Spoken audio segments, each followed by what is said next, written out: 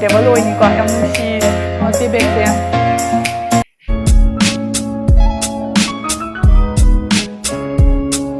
Hello everyone, myam puna mai gi channel da taram nokchari ado ngasi gi video siga ina myam da utoi se ngasi su Meesho hol ni ado Meesho hari ba app se akoi India da 1 crore gi matak ta mina seasonary ne lowest price ta top quality gi oiba phang ba mani adu gumba app ni ko myam na khang da ba ngai su myam loina ma khang biro ado ina ngasi tawdri ba hol se bag ki hol ni myam na comment hai bag ki hol tor o ina adu do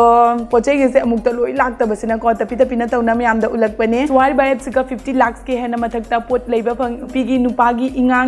kitchen gi punamak decoration dugai pochai punamak item punamak access ga fangi ba adu ki sumatak da noina am komu resell to basu yai Facebook Instagram and atopa other social media platform da su nangna resell to ga paisa tan basu yai am hojikti achoba sale ju chali bani nahan October gi date 6 tagi hobani date 6 tagi na date 9 ni ado date 9 loidring gi manung siga mayam na posai order to bibe hojik biggest sale of the year haba tare handak ki se amana lowest price adu ki sumatak da biggest price adu mi mayam na tai da you get a chance to win a car, LG refrigerator, Samsung TV and lot of exciting prizes myam ama phangdoi ni aduna myam Meesho app download tobiro aduga Meesho dagi pochai order toba horo am bag se hodringai da ai myam da marak siga atopa ma se yawe asisi myam da yingal age se koi gi cream ai kai maming di kai ko bono khangde kai am thina se gai gre no maming di kai ko bono khangde ai dum haidi cake hobo ma tam dai na cream sa bagi na low bani ba ko ado yengasi moi che am su yaure do ina si thugai ru re ba ko magi price su yamna di khangde di han ba lei bai na hong ya na lowi ni ado myam chumi chum myam na hong de do comment hai ro ba ko si se kai no ni cream hong na bagi do dugi kai no do dugi machine du ni ba ko ado myam dai hang do ga ulak ki ngo sida lei re karen aduga sidai sida pana bagi mai tingu sipiri siga pan na bagi do siga mana pirei se si ani amaga doga gi si ani amaga pirei duga loina na box siga si ama su yare ibo ko ado ai si di kai to bagi no khangre ot na bagi oi ba male ado si ma pirei aduga magi pot se em yam da palaga ulake ngo se yam na lai siga jengo si karen gi ni ko karen da to na bagi ne do se makun ani ka Desa makun ani khag yawi se siga namjan duine ba mai siga tu screwdriver gi khoina screwdriver da namjan dra admaina namjan duine ba ko smai paraga smai namjan garani aduga seina chalaina di yungura bane kena tawe yam phai na haningi myam do myam na jumda leina cake saning ba cream saning ba leraga di cream chaning ba leraga di adu si yumda adum tawba yare ai yam batna khangde ba ko segi maram da ka haidi segi maram da exam na khangde ba ko dum aina di poche yinga na isu saning ya na lobane adu next time yam jing si ba ko aina saraga video soidana maki lakani adu yenga si sini aina magi box ta si shu yare e dulaga sigi box siga urena ko ado ahan bagi sidi loire aduga ani subada aina uttori se myamna khwaidagi pamba hugma bag amani myamda yenghala age ngase bag se topa website ta ina thiba matamda momon se yamna tangna leirame bako adoina Pinterest so ina yenge bako siguma bag se di yamna satina di trending hoji yamna trending ori ba bag ni Pinterest ta phangba pot se ina Meesho da phangba siga lowning man khidana myamda utlaga myamda yenghaning man khidana ko ina lowbani bako ado magi bag se yamna fazarame adai pot su yamna phazarame pot su yamna phai ai di maman honge kaina di poto phattaba do dum do taw de ba ko mai leather se yamna phai then mai si se hang do ba matung da manung da smaina lei aduga siga makhum smaina lai mai manung da siga khaw ma lei na da tai di hang hange ba ko aduga sida chain di yarak te ko manung da smaina tawre aduga siga maki masagi paina bagi magi masagi fita ma yaure e sigi fita se masana loina rak pane ado si se aina akogi bembem gi oina low bane myam maki puja gi oina ado myam phazade commenter o ani shubada muk lage ani shubada aina utoisina sida lere sigi bag se yengo si se akogi chiche gi macha nupi gi ni ba ko aina low bane yengo magi mana ani ka se yam nung sidra ko yam cute oi bane magi bag se duga gi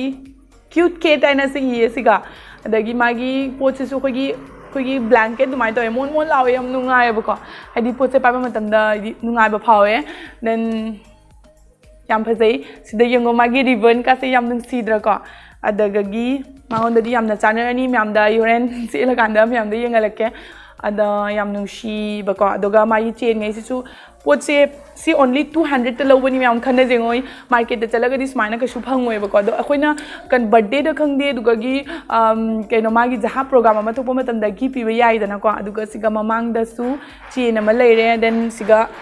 magi main da su chain ama smaina leire chain ani ni bako manung da pirei se ado yamna phai potse yamna phai bako aduga yam nungshi bag se yam nungshi bani yengda nupi macha na pai bada yam nungshi ga daba bag ni buko aduda yamna phare aduga si bag se masu leire aduga next amuk lasi aduga next ta ina lori ba bag se janje yamna phajabani buko hadi yamna stylish oibani standard so oibani adonoi myamna soidana maki leire kan da khangbi gani ko the my price ta haraga di pot se yengba matam da yamna di atangba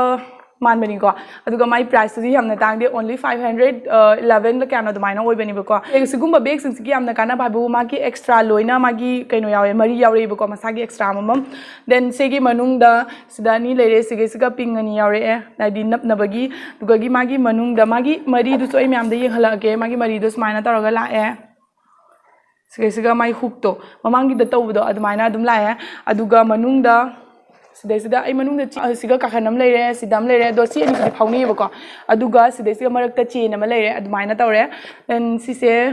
magi ke safety gi oina ama taganati ani ni pidei sengo mapan da smaina si ani sigi tip se ani ni pidei se smaina khumjan bina bagi ado sida lo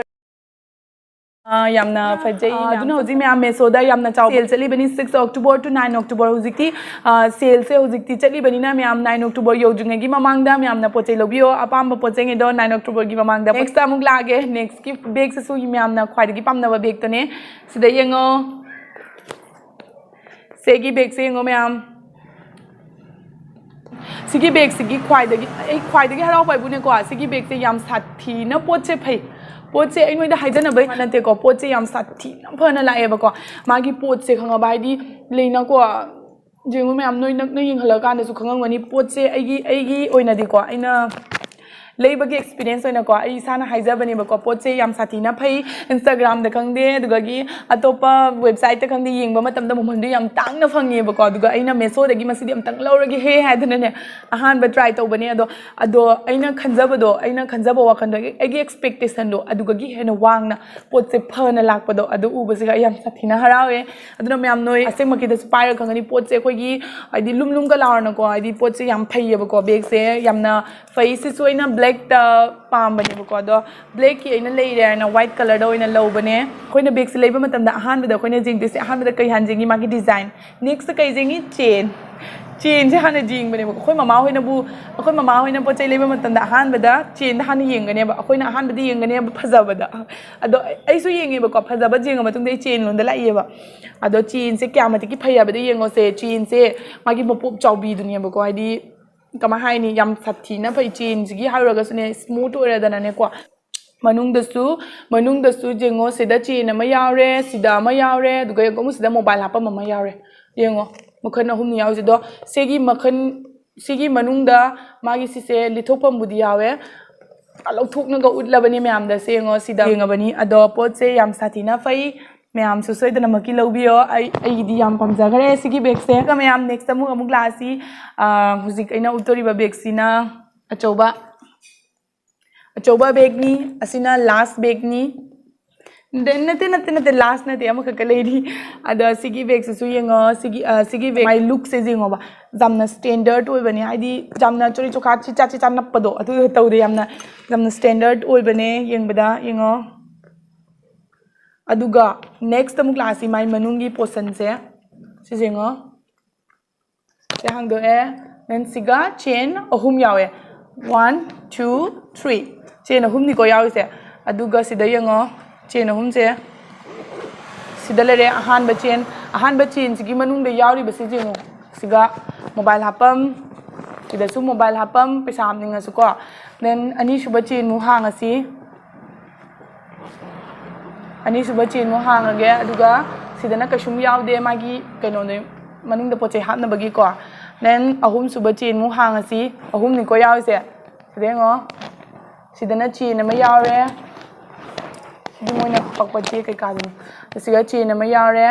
ꯑꯗꯒꯤꯗꯤ ꯎꯔꯦꯅꯀꯣ ꯁꯨꯃꯥꯏꯅ ꯇꯧꯋꯤ ꯌꯥꯝ ꯆꯥꯎꯋꯦꯕ ꯃꯅꯨꯡꯗ ꯒꯤꯌꯔꯁꯤ ꯌꯦꯡꯉꯨ ꯃꯈꯣꯡꯁꯤ ꯌꯦꯡꯉꯨ ꯆꯥꯎꯋꯦꯕ ꯑꯗꯩ ꯄꯣꯠꯁꯦ ꯌꯥꯝ ꯐꯕꯗꯣ ꯍꯥꯏꯗꯤ ꯑꯩꯈꯣꯏꯅ ꯑꯁꯤꯁꯦ ꯌꯥꯝ ꯐꯕꯤ ꯇꯥꯏꯞꯅꯦ ꯑꯩꯈꯣꯏꯅ ꯑꯃꯈꯛ ꯂꯩꯕꯅꯤꯅ ꯈꯨꯖꯤꯟꯅ ꯈꯣꯠꯂꯒ ꯆꯠꯄꯤ ꯀꯥꯟꯗ ꯑꯗꯨ ꯅꯠꯇꯦ ꯌꯦꯡꯉꯨ ꯈꯨꯖꯤꯟꯒ ꯈꯣꯠꯀꯦ ꯌꯦꯡꯉꯨ ꯈꯨꯖꯤꯟ ꯁꯦ ꯁꯤꯁꯦ ꯌꯥꯝ ꯀꯟꯅ ꯈꯣꯠꯂꯤꯁꯦ ꯗꯥꯛ ꯑꯃꯠꯇ ꯂꯩꯇꯕꯅꯤ ꯍꯥꯏꯗꯤ ꯑꯀꯟꯕꯤ ꯖꯥꯠꯇꯣ ꯑꯗꯨꯗꯨꯅꯦꯕꯀꯣ ꯑꯗꯨꯒ ꯁꯤꯒ ꯃꯥꯒꯤ ꯆꯦꯟ ꯃꯥꯒꯤ ꯁꯦ ꯑꯆꯧ ꯑꯆꯧꯕ ꯃꯔꯤꯁꯦ ꯃꯆꯥ ꯑꯣꯏꯖꯔꯁꯨ ꯀꯟꯈ꯭ꯔ ꯄꯣꯠꯅꯤꯀꯣ ꯃꯥꯏ ꯁꯤꯒꯁꯦ ꯌꯦꯡꯉꯣ ꯑꯗꯨꯒ ꯁꯤꯒꯤ ꯃꯅꯒꯟꯗ ꯆꯦꯟ ꯑꯃ ꯌꯥꯎꯔꯦ ꯁꯦ ꯃꯅꯒꯟꯗ ꯆꯦꯟ ꯑꯃ ꯌꯥꯎꯔꯦ ꯃꯥꯒꯤ ꯄꯣꯠ ꯈꯨꯐꯁꯦ ꯑꯩ ꯀꯃꯥꯏꯅ ꯍꯥꯏꯗꯣꯏꯅꯣ ꯈꯪꯗꯦ ꯈꯨꯐ ꯑꯃ ꯆꯥꯗꯅ ꯐꯩꯌꯦꯕꯀꯣ ꯁꯤꯁꯦ ꯅꯪ ꯌꯦꯡꯉꯣ 600ꯀꯤ ꯑꯟꯗꯔꯗ ꯐꯪꯉꯤꯅꯤ ꯅꯪ ꯈꯟꯅꯖꯦ ꯌꯦꯡꯉꯣ ꯌꯥꯝ ꯐꯕꯁꯦ ꯃꯥꯏ ꯂꯨꯛ ꯃꯥꯒꯤ ꯈꯨꯐꯖꯁꯦ ꯌꯥꯝ ꯐꯖꯗ꯭ꯔꯥ ꯃꯌꯥꯝ ꯌꯥꯝ ꯐꯖꯩ ꯑꯩ ꯃꯥꯒꯤ ꯀꯔꯤ ꯊꯥꯒꯠꯅꯤꯡꯉꯥꯏ ꯂꯩ ꯀꯩꯁꯨꯝ ꯂꯩꯇꯦ ꯑꯗꯨꯅ ꯌꯥꯝ ꯐꯖꯩ ꯁꯤꯇꯅꯤ ꯍꯥꯏꯗꯤ ꯄꯣꯠꯁꯦ ꯌꯥꯝꯅ ꯐꯩꯌꯦꯕꯀꯣ ꯑꯗꯒꯤ ꯀꯂꯔꯁꯤꯁꯨ ꯑꯩꯅ ꯑꯅꯝꯕ ꯕꯦꯒꯇ ꯂꯧꯔꯤꯁꯦ ꯕ꯭ꯂꯦꯛ ꯑꯦꯟ ꯋꯥꯏꯠ ꯌꯥꯝꯅ ꯂꯧꯏ ꯀꯩꯒꯤꯅꯣ ꯍꯥꯏꯕꯗ ꯗ꯭ꯔꯦꯁ ꯄꯨꯝꯅꯃꯛꯀ ꯑꯩꯈꯣꯏꯅ ꯍꯌꯦꯡ ꯀꯣꯟꯅ ꯐꯤꯁꯦ ꯖꯥꯟꯕ ꯃꯇꯝꯗ ꯆꯥꯅꯔꯛꯄꯁꯦ ꯋꯥꯏꯠ ꯅꯠꯇ꯭ꯔꯒ ꯕ꯭ꯂꯦꯛꯅ ꯑꯗꯨꯝ ꯆꯥꯅꯔꯛꯄꯅꯦꯕꯀꯣ ꯑꯗꯨꯗꯨꯒꯤ ꯑꯩꯒꯤ ꯖꯤꯠꯅꯥ ꯑꯩꯅ ꯂꯧꯕ ꯃꯇꯝꯗꯀꯣ ꯋꯥꯏꯠ ꯀꯂꯔꯒ ꯕ꯭ꯂꯦꯛ ꯀꯂꯔꯒ ꯑꯅꯤꯁꯤ ꯃꯅꯨꯡꯗ ꯑꯩ ꯌꯥꯝꯅ ꯂꯧꯒꯜꯂꯦ ꯊꯝꯃꯒꯦ ꯑꯗꯨꯒ ꯑꯂꯣꯏꯕ ꯑꯣꯏꯅ ꯍꯟꯗꯛꯀꯤ ꯕꯦꯒꯁꯤꯅ ꯈ꯭ꯋꯥꯏꯗꯒꯤꯁꯨ ꯆꯥꯎꯕ ꯑꯣꯏꯗꯣꯏꯅꯤ ꯈ꯭ꯋꯥꯏꯗꯒꯤꯁꯨ ꯆꯥꯎꯕ ꯑꯣꯏꯗꯣꯏꯅꯤ ꯁꯤꯁꯦ ꯂꯤꯡ ꯄꯤꯔꯛꯄꯁꯦ ꯁꯤꯗ ꯑꯃ ꯂꯩꯔꯦ ꯑꯧ ꯑꯅꯤꯅꯤꯅꯦ ꯁꯤꯒꯤ ꯑꯅꯤꯗꯣ ꯑꯃ ꯀꯥꯏꯆꯠꯈ꯭ꯔꯦ ꯑꯣꯍꯣ ꯁꯤ ꯕꯦꯒ ꯅꯠꯇꯦꯅꯦ ꯑꯣ ꯕꯦꯒ ꯑꯩꯅ ꯑꯥꯗ ꯊꯅꯝꯃꯦ ꯑꯣ ꯁꯤ ꯄꯣꯀꯦꯠꯁꯦ ꯌꯦꯡꯉꯣ ꯑꯩꯗꯤ ꯑꯍꯥꯟꯕꯗ ꯕꯦꯒ ꯃꯆꯥ ꯃꯥꯜꯂꯨꯔꯦ ꯑꯩꯅ ꯂꯧꯕ ꯂꯣꯏꯔꯒ ꯑꯩ ꯀꯥꯎꯈ꯭ꯔꯤꯕ ꯑꯁꯤ ꯌꯦꯡꯉꯣ ꯁꯤꯗ ꯌꯦꯡꯉꯣ ꯁꯤꯁꯤꯒ ꯑꯩꯈꯣꯏꯒꯤ ꯃꯊꯧ ꯇꯥꯕ ꯂꯣꯏ ꯄꯨꯝꯅꯃꯛ ꯌꯥꯎꯔꯦ ꯁꯤꯗ ꯎꯔꯤꯡ ꯊꯨꯡꯉꯒ ꯂꯧꯊꯣꯛꯅꯕꯁꯨ ꯌꯥꯎꯔꯦ ꯑꯗꯒꯤ ꯄꯥꯐꯣꯏꯁꯨ ꯌꯥꯎꯔꯦ ꯀꯥꯇꯤꯁꯨ ꯌꯥꯎꯔꯦ ꯅꯤꯜ ꯀꯇꯔ ꯑꯅꯤ ꯌꯥꯎꯔꯦ ꯁꯤꯗꯤ ꯀꯩꯅꯣ ꯁꯤ ꯈꯪꯗꯦ ꯁꯤ ꯈꯨꯖꯤꯟꯒꯤ ꯀꯨꯅꯥꯗ ꯐꯠꯇꯕ ꯆꯪꯕꯗꯣ ꯑꯗꯨ ꯂꯧꯊꯣꯛꯅꯕ ꯃꯥꯜꯂꯦ ꯁꯤꯗ ꯑꯃ ꯂꯩꯔꯦ ꯁꯤꯁꯨ ꯂꯧꯊꯣꯛꯅꯕ ꯈꯨꯖꯤꯟꯒꯤ ꯀꯨꯅꯥꯗ ꯆꯪꯉꯒ ꯐꯠꯇꯕ ꯆꯪꯉꯒ ꯂꯧꯊꯣꯛꯅꯕꯗꯣ ꯑꯗꯨꯗꯨꯅꯤ ꯁꯤꯅ ꯎꯔꯤꯡ ꯂꯧꯊꯣꯛꯅꯕ ꯃꯥꯜꯂꯤ ꯅꯠꯇꯦ ꯁꯤ ꯈꯨꯖꯤꯟꯒꯤ ꯅꯠꯇ ꯃꯥꯜꯂꯤ ꯈꯨꯖꯤꯟꯒꯤ ꯑꯣꯏꯅꯀꯣ ꯁꯤꯗꯅ ꯀꯥꯇꯤ ꯑꯃꯁꯨ ꯌꯥꯎꯔꯦ ꯑꯩꯈꯣꯏꯒꯤ ꯃꯊꯧ ꯇꯥꯕꯗꯣ ꯍꯥꯏꯗꯤ ꯈꯨꯖꯤꯟꯒꯤ ꯑꯣꯏꯕ ꯃꯊꯧ ꯇꯥꯕ ꯄꯣꯠ ꯆꯩꯉꯩꯗꯣ ꯑꯗꯨꯅꯦ ꯄꯣꯀꯦꯠꯁꯦ ꯌꯥꯝ ꯅꯨꯡꯁꯤꯗ꯭ꯔꯥ ꯍꯥꯏꯗꯤ ꯄꯨꯝꯅꯃꯛꯀ ꯇꯧꯅꯦ ꯄꯣꯀꯦꯠꯁꯦ ꯌꯦꯡꯉꯣ ꯑꯩꯈꯣꯏꯅ ꯕꯦꯒꯇ ꯄꯨꯔꯒ ꯑꯩꯈꯣꯏꯅ ꯖꯔꯅꯤ ꯆꯠꯄ ꯃꯇꯝꯗꯁꯨ ꯄꯨꯕꯗ ꯑꯩꯈꯣꯏꯗ ꯌꯥꯝꯅ ꯀꯝꯐꯣꯔꯇꯦꯕꯜ ꯑꯣꯏꯅꯤꯀꯣ ꯌꯥꯝ ꯅꯨꯡꯁꯤꯌꯦ ꯁꯤ ꯃꯃꯜ ꯌꯥꯝ ꯍꯣꯡꯕꯅꯦ ꯑꯣꯟꯂꯤ ꯀꯌꯥꯅꯣ 150ꯗꯀꯌꯥꯅೋ 150ꯗ 100ꯗ ꯑꯗꯨꯃꯥꯏꯅ ꯑꯣꯏꯈꯤꯕꯅꯦ 100 ꯑꯟꯗꯔꯗ ꯀꯩꯅꯣ ꯑꯣꯏꯈꯤꯕꯅꯦ ꯑꯗꯨ ꯌꯥꯝ ꯅꯨꯡꯁꯤꯗ꯭ꯔꯀꯣ ꯃꯥꯏ ꯕꯦꯒꯁꯦ ꯐꯣꯟ ꯇꯧꯗ꯭ꯔꯥ ꯐꯣꯟꯗꯒꯤ ꯍꯦꯟꯅ ꯄꯤꯛꯑꯦ ꯌꯥꯝ ꯁꯥꯊꯤꯅ ꯄꯤꯛꯑꯦ ꯌꯥꯝ ꯅꯨꯡꯁꯤꯕꯀꯣ ꯑꯗꯨꯃꯥꯏꯅ ꯇꯧꯋꯦ ꯑꯗꯣ ꯃꯥꯏ ꯀꯂꯔꯁꯤꯁꯨ ꯌꯥꯝꯅ ꯐꯖꯩ ꯌꯦꯡꯉꯣ ꯁ꯭ꯋꯥꯏꯗꯒ ꯂꯦꯗꯔ ꯃꯆꯦꯠ ꯑꯃꯒ ꯌꯥꯎꯔꯅ ꯌꯥꯝ ꯅꯨꯡꯁꯤꯗ꯭ꯔꯀꯣ ꯑꯗꯣ ꯁꯤꯁꯤꯃ ꯂꯩꯔꯦ ꯑꯦꯟ ꯅꯦꯛꯁꯇ ꯑꯃꯨꯛ ꯂꯥꯛꯑꯒꯦ ꯌꯦꯡꯉꯣ ꯑꯩ ꯄꯦꯀꯦꯖꯤꯡꯐꯧ ꯀꯥꯏꯔꯝꯗ꯭ꯔꯤꯕꯀꯣ ꯁꯤ ꯌꯦꯡꯉꯣ ꯌꯦꯡꯉꯁꯤ ꯀꯃꯥꯏꯅ ꯂꯥꯛꯄꯗꯣ ꯁꯤꯗꯩ ꯑꯗꯨꯝ ꯂꯧꯊꯣꯔꯛꯑꯒꯦ ꯀꯥꯟꯅꯄꯣꯠꯇꯦ ꯕꯦꯒ ꯑꯅꯤ ꯂꯥꯛꯑꯦ ꯑꯩꯅ ꯁꯤꯒ ꯈꯟꯕꯗ ꯑꯍꯥꯟꯕꯗ ꯑꯩꯅꯅꯦ ꯁꯤꯒꯤ ꯕꯦꯒꯁꯦ ꯎꯔꯀꯥꯟꯗ ꯑꯩꯅ ꯑꯣꯔꯗꯔ ꯇꯧꯈꯤꯕꯅꯦꯕꯀꯣ ꯑꯩꯒꯤ ꯗꯣꯀꯨꯃꯦꯟ ꯀꯔꯤ ꯀꯔꯥ ꯍꯥꯏꯗꯤ ꯚꯣꯇꯔ ꯑꯥꯏ ꯗꯤ ꯑꯗꯒꯤꯗꯤ ꯑꯩꯒꯤ ꯚꯣꯇꯔ ꯑꯥꯏ ꯗꯤꯒꯨꯝꯕ ꯑꯗꯨꯗꯒꯤꯗꯤ ꯄꯦꯟ ꯀꯥꯔꯠꯒꯨꯝꯕ ATM-ꯒꯨꯝꯕ ꯍꯥꯞꯅꯕꯒꯤꯗꯣ ꯑꯗꯨꯗꯨꯅꯤ ꯁꯦ ꯑꯩꯅ ꯑꯗꯨꯒꯤ ꯈꯜꯂꯒ ꯃꯥꯒꯤ ꯑꯍꯥꯟꯕꯗ ꯃꯥꯒꯤ ꯂꯨꯛꯁꯦ ꯌꯦꯡꯉꯣ ꯌꯥꯝ ꯅꯥꯜꯂꯦꯕꯀꯣ ꯑꯩꯈꯣꯏꯒꯤ ꯑꯅꯥꯟꯕꯤꯗꯣ ꯑꯗꯨꯗꯣ ꯑꯣꯏꯅ ꯇꯧꯋꯦ ꯑꯗꯣ ꯅꯨꯄꯥꯅ ꯐꯣꯔꯃꯦꯜ ꯗ꯭ꯔꯦꯁ ꯁꯦꯠꯂꯀꯥꯟꯗ ꯄꯣꯀꯦꯠꯇ ꯍꯥꯞꯄ ꯐꯖꯗꯣꯏꯅꯤ ꯑꯩꯈꯣꯏꯒꯤ ꯆꯨꯝꯅꯒꯤ ꯋꯥꯂꯦꯠꯇꯣ ꯍꯥꯞꯄ ꯃꯇꯝꯗꯗꯤ ꯇꯣꯡꯊꯣꯛ ꯈꯣꯠꯇꯣꯛꯄꯗ ꯇꯧꯋꯤꯗꯅꯀꯣ ꯑꯗ ꯁꯤ ꯍꯥꯞꯄꯗꯤ ꯂꯦꯝꯖꯗꯣꯏꯅꯦ ꯃꯌꯥꯝ ꯑꯩꯒꯤ ꯚꯤꯗꯤꯑꯣꯁꯤꯒ ꯅꯨꯄꯥꯅ ꯌꯦꯡꯕꯤꯕ ꯇꯥꯔꯒꯗꯤ ꯁꯤ ꯅꯣꯏꯗ ꯁꯣꯏꯗꯅꯃꯛꯀꯤ ꯀꯥꯟꯅꯅꯤ ꯁꯤ ꯅꯣꯏ ꯑꯣꯔꯗꯔ ꯇꯧꯒꯗꯕꯅꯦ ꯅꯍꯥꯟꯉꯩꯗꯤ ꯅꯨꯄꯤꯒꯤ ꯅꯠꯇ ꯄꯨꯔꯛꯏꯗꯅ ꯉꯁꯤꯗꯤ ꯅꯨꯄꯥꯒꯤꯁꯨ ꯄꯨꯔꯛꯑꯕꯅꯦꯕꯀꯣ ꯑꯗꯣ ꯁꯦꯡꯉꯣ ꯃꯅꯨꯡꯗ ꯍꯥꯡꯗꯣꯛꯄ ꯃꯇꯝꯗ ꯁꯨꯃꯥꯏꯅ ꯌꯥꯎꯋꯦ ꯁꯤꯒ ꯅꯣꯏꯅ ꯄꯣꯀꯦꯠꯇ ꯄꯩꯁꯥ ꯍꯥꯞꯄꯒꯁꯨ ꯑꯗꯨꯝ ꯄꯨꯕꯁꯨ ꯌꯥꯔꯦꯕꯀꯣ ꯃꯅꯨꯡꯗ ꯅꯪꯒꯤ ꯗꯣꯀꯨꯃꯦꯟ ꯀꯩꯀꯥ ꯍꯥꯞꯄꯒꯁꯨ ꯍꯥꯟꯅ ꯎꯔꯕ ꯊꯤꯡꯖꯤꯟꯕ ꯃꯇꯝꯗ ꯁꯤꯒ ꯂꯣꯏꯔꯦ ꯁꯤ ꯂꯣꯛ ꯄꯥꯟꯈ꯭ꯔꯃꯤ ꯀꯩꯝ ꯇꯧꯔꯦ ꯍꯥꯏꯗꯤ ꯑꯩꯅ ꯑꯁꯤꯁꯨ ꯗꯣꯀꯨꯃꯦꯟ ꯀꯩꯀꯥ ꯍꯥꯞꯄ ꯌꯥꯒꯅꯦꯅ ꯈꯜꯂꯤ ꯌꯦꯡꯉꯣ ꯁꯤꯒ ꯗꯣꯀꯨꯃꯦꯟ ꯀꯩꯀꯥ ꯍꯥꯞꯄ ꯌꯥꯅꯦꯕꯀꯣ ꯅꯠꯇ꯭ꯔꯥ ꯑꯗꯨꯒ ꯄꯣꯀꯦꯠꯇ ꯍꯥꯞꯄ ꯑꯁꯤꯁꯨ ꯐꯖꯅꯤ ꯎꯠꯂꯤꯕ ꯄꯣꯠꯆꯩꯉꯩꯁꯤꯒ ꯃꯌꯥꯝꯅ ꯄꯥꯝꯕꯤꯕ ꯌꯥꯎꯔꯒꯁꯨ ꯑꯩꯒꯤ ꯃꯦꯁꯣꯒꯤ ꯗꯤꯁꯀ꯭ꯔꯤꯞꯁꯟꯗ ꯃꯥꯒꯤ ꯀꯣꯗꯉꯩꯗꯣ ꯍꯥꯞꯄꯝꯃꯒꯦ ꯃꯌꯥꯝꯅ ꯀꯣꯗꯉꯩꯗꯣ ꯂꯧꯊꯣꯛꯑꯒ ꯃꯦꯁꯣꯗ ꯁꯔꯆ ꯇꯧꯔꯒ ꯌꯦꯡꯕꯤꯔꯣ ꯑꯗꯨꯒ ꯁꯣꯏꯗꯅꯃꯛꯀꯤ ꯐꯪꯒꯅꯤ ꯑꯗꯨꯒ ꯑꯃꯁꯨ ꯍꯥꯏꯔꯛꯑꯦ ꯃꯌꯥꯝꯅ ꯃꯦꯁꯣꯗꯒꯤ ꯑꯣꯔꯗꯔ ꯇꯧꯕ ꯃꯇꯝꯗꯀꯣ ꯔꯤꯇꯔꯟꯁꯦ ꯌꯥꯕ꯭ꯔꯥ ꯔꯤꯇꯔꯟ ꯀꯃꯥꯏꯅ ꯇꯧꯋꯤ ꯑꯝꯇ ꯁꯤꯌꯔ ꯇꯧꯔꯛꯀꯦ ꯑꯣꯔꯗꯔ ꯇꯧꯕ ꯂꯣꯏꯕꯒ ꯅꯪꯅ ꯀꯦꯟꯁꯦꯜ ꯇꯧꯕ ꯌꯥꯅꯦꯕ ꯃꯥꯒꯤ ꯄꯣꯠꯁꯤꯅ ꯁꯤꯐ ꯑꯣꯏꯔꯛꯇ꯭ꯔꯤꯉꯩꯗ ꯁꯤꯞꯁꯤꯅ ꯑꯣꯏꯈꯤꯕ ꯇꯥꯔꯒꯗꯤ ꯅꯪ ꯀꯦꯟꯁꯦꯜ ꯌꯥꯔꯣꯏꯕ ꯅꯪ ꯀꯩꯇꯧꯅꯤꯗꯣ ꯑꯗꯨꯒ ꯑꯦꯛꯆꯦꯟꯖ ꯌꯥꯅꯤ ꯑꯗꯒꯤ ꯔꯤꯐꯟ ꯌꯥꯅꯦꯕꯀꯣ ꯑꯗꯣ ꯅꯪ ꯄꯣꯠꯁꯤꯅ ꯅꯪ पोचना नंगी मनाता थुंगरबा मतुंगदको नंगने एक्सचेंज तौनिंगबा लेरेदना दो एक्सचेंज की ऑप्शन मखादा लेबने डिलीवरी की लोरे मतुंगदे एक्सचेंज की ऑप्शन मखादा लेबने आई उलक्केबको साइटा अदो एक्सचेंज सिगा चंगागा नंगने एक्सचेंज ऑप्शन तौबा मतंदा मोय नंगी प्रोडक्ट अहानबदा लौबा लाकनेबको अदुगी 10 days मु मेसो से खरादी कुइगलेबको माय टाइम से माय मतम से खतंगी कुइगनबने अदो नकपगी मतुंगी न सुनिदा आइना जुम हाइबा ngamde पोचे अमोमुसु यांग लाए उना चखरगा मोयना हायकनेबको 10 days की मनुंगदा नंगी एक्सचेंज तो नंगी पोतो अमुक लाकने अदो आई अहानबदा आइना आई तौने येंगे अदो म्याम पोचे द सोयदनमकी लाएबको आई ममांगदा पोट अमका एक्सचेंज तौरुई अदो द सोयदनमकी यादी पोतो लाए पोतो कनो तौखिबदैनको अदुगा एक्सचेंज तौनिंग्रगा नोइना रिफंड तौनिंगगासु अमुक हन्ना पैसादो पामगासु मागी पोतो पीग्रगा मोइना रिफंड नंगी अकाउंट ना पैसा हापकनेबको सुम चिंगनाबु पोपीगनो सोयदनमकी रिटर्न हलकपने नोइना पामद्रगासु 7 days रिप्लेसमेंट की ऑप्शन पीबने अदुदुना पोट अमममदा 5 days पु पीबनी पोट अमदना 7 days पीबनी अदो म्याम